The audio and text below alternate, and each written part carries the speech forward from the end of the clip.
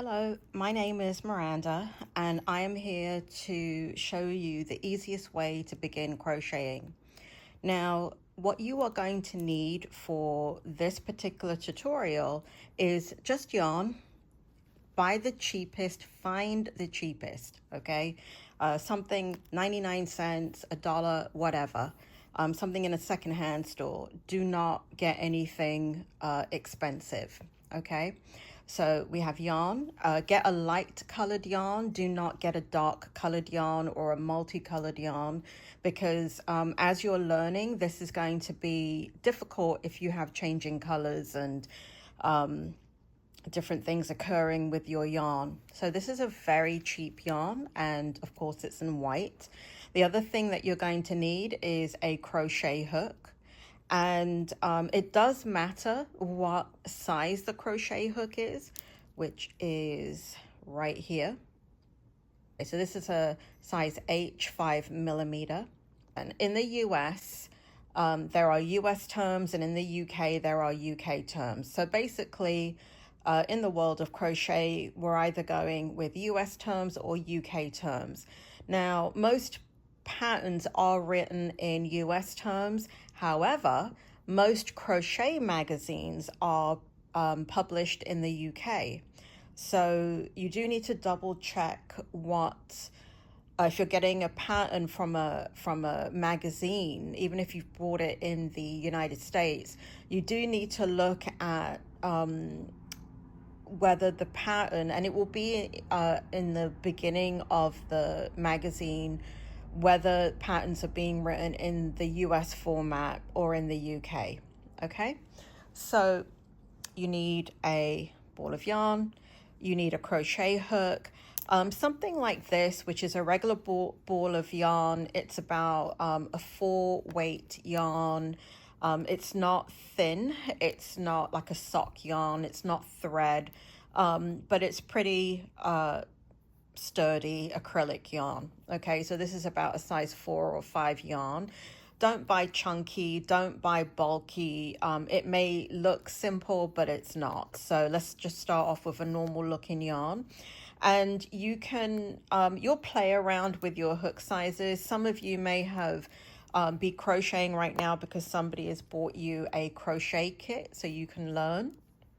But all of these things you're going to learn, and you will learn more and more and more as you continue your crochet journey.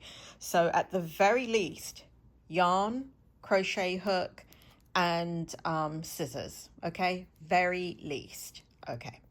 Now, these are some other things that are very important to have. Is you'll need a nail file.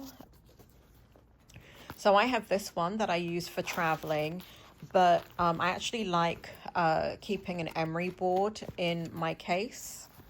And you will need a yarn needle, and you'll know it's a yarn needle because it either came in your crochet kit in a like little vial with several big long kind of thickish needles, and you'll see that this part you can clearly see the eye of the needle. Okay, in other sewing ones where it's just for thread, you can't see, there's not a big hole that you can see like this eye. It's quite small. Okay, so you do want to get a yarn darning needle. And you don't need it in the beginning. I still don't really use mine, but you will at times need a measuring tape. I do like to keep a travel size one.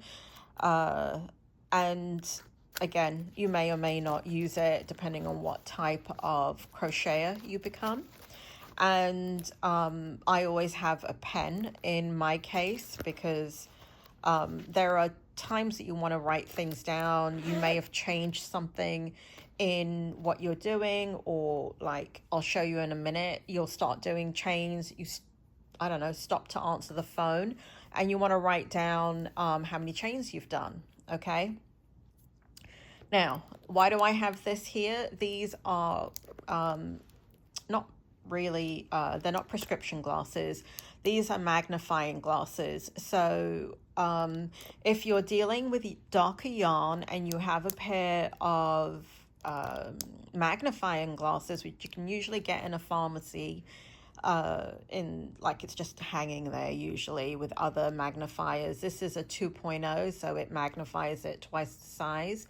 And these are really, really helpful. So even though I have 20/20 vision, it helps with smaller stitches. It helps if the light is going down. It helps if you're feeling a lot of eye strain. So it does come in handy to have a pair of these. So if you decide to continue to crochet, definitely pick that up, okay?